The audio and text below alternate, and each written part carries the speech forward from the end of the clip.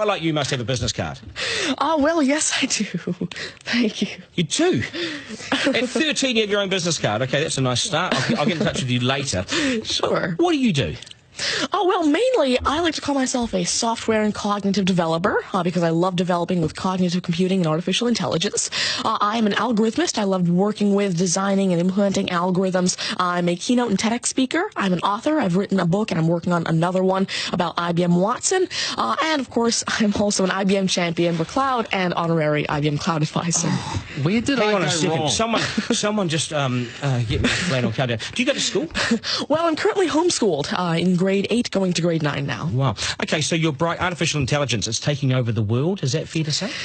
Well, you see, that's actually one thing that I believe a lot of people have, this sort of misconception that artificial intelligence is this technology that was made to replace humans at really everything we do, whether it be, our jobs or whatever we do at home every day. But really what I believe is that artificial intelligence was developed and is continuing to be developed for the sole purpose of really augmenting our life and amplifying our skills or capabilities and what we can do every day. But what about when the computers actually learn that they're better than us? Well, you see, that's sort of called a singularity of artificial intelligence, at which point artificial intelligence has surpassed human intelligence to the point that we cannot control it. But really what I believe at this point, artificial intelligence, I won't go into the details right now since we're limited on time, but the thing is right now, artificial intelligence itself as a technology is so foolable and so primitive that either A, we won't reach that singularity point, or B, if we do, it's a very long ways off. Do you understand that, Mark? No. I couldn't. I wanted to take notes for the exam at the end of it. You lost them in the first sentence. Could I perhaps offer you a golf ball? There you go. Thank you very much. You do this YouTube channel, which you teach people. What is that all about, and who is your target audience? Yeah, sure. Now, I actually have a YouTube channel called Tanmay Teaches that I've been running for around 6 years now, and it has over 144 videos and now 22,000 subscribers. And so on it, I love to teach about computing, really programming, these algorithms that I develop, machine learning especially, math, science, and especially technologies like IBM Watson. Because, of course, I like to share my knowledge because I realize that there's this lack of resources for people to learn about technologies like AI, which is why I absolutely love sharing my knowledge through, of course, these YouTube videos, the books that I'm authoring, the keynotes that I have, and really Watson comes in here in such a great way because Watson allows me... What's Watson? Sure. Well, Mark thinks he's a golfer, but what is Watson? Now, IBM Watson is essentially a cognitive system that allows developers to incorporate cognitive and machine learning into their applications without having to code in the actual intelligence. And what this means is that, of course, right now, really one of the main reasons developers aren't incorporating more machine learning into their apps is because it's so hard to do. It's really difficult to incorporate intelligence because... Has the I'm going to take this somewhere else, this interview. Has the Homeschooling Association of the World got hold of you as their front person?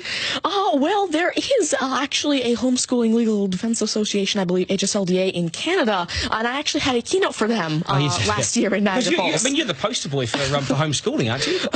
Well, I did have a keynote for them, and I talked a lot about the advantages of homeschooling and why it's great for kids who want to go into different and really targeted subjects. Okay, I want to get right down to business now. When did you realise you were bright and smarter than most?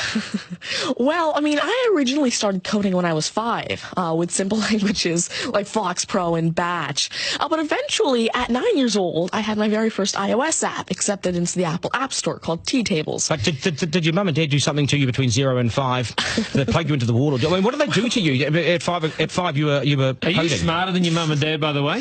Oh, well, I have... my dad used to work as a computer programmer, but he used to work with, simple, regular programming languages like Fox Pro, Batch, a little bit of C, etc. But you see, now I'm really interested in artificial intelligence and how it can actually be implemented on all these different platforms. You'd be a nightmare to teach. You'd be an absolute nightmare to teach, wouldn't you? Because you'll be smarter than the lecturers. I ever want to get in an argument with you, ever. But I would like to see you on a quiz show because I think you would nail that. Well, you see, there is one thing that I've been working on, and it's essentially an app called Ask Tanmay, an NLQA system. And so essentially, it's a system that can take your natural language questions and answer them for you using Watson and artificial intelligence. And actually, the original reason why I made Ask Tanmay, there's an Indian version of the Who Wants to Be a Millionaire show called KBC, which I originally wanted Ask Tanmay to play. So that actually ties in quite a bit with what I wanted to do. It's nice to see you. Do you get, because you're homeschooled, you wouldn't go to school dances and things like that, would you? School socials and things? Do you Well, I actually used to be regularly schooled until grade 6. Right. Then I became homeschooled, and so of course I still do have my This is friends still from a school. victory for public schools. Take that golf ball Yep. and bring it back to me when you've actually worked out a way in which it'll always go straight. Because I think you could do it. Technically, using a genetic algorithm or something. I knew there'd be an answer. Hey, it's brilliant to meet you. You're a complete inspiration. And I hope my son was watching, a 7-year-old son. Message to Buster Gardy, got work to do, mate. Do your homework, and we got to sharpen things up. Nice to see you. Thank you very much. much. All the very best. Thank You're you. amazing. Thank you. You're amazing. Okay, news is next, and then we are joined by today's panel, which won't be as smart as this guy, but they'll still be good, and we will head back to some of the beach as well for a game of 9 and 10. So much pressure now on the contestant in 9 and 10 just to rip through it and get it right. It's coming up after 8.